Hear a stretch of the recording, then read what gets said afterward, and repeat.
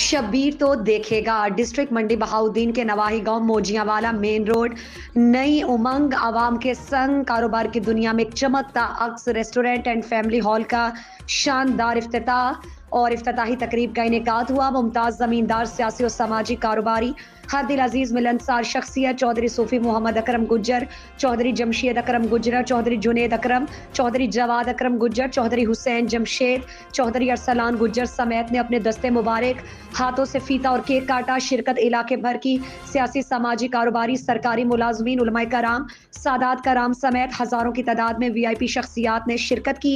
चौधरी सूफी मोहम्मद अकरम गुज्जर, चौधरी जमशेद अकरम गुज्जर, चौधरी जुनेद अकरम गुज्जर, चौधरी जवाद अकरम गुज्जर, हुसैन जमशेद गुज्जर ने तमाम आने वाले मुअज़्ज़ज़ीन इलाका, सियासी और समाजी कारोबारी, सरकारी मुलाजमीन, चीफ गेस्ट का वालिहाना इस्तकबाल किया और मुअज़्ज़ज़ मेहमानों के लिए डिनर का एहतमाम किया।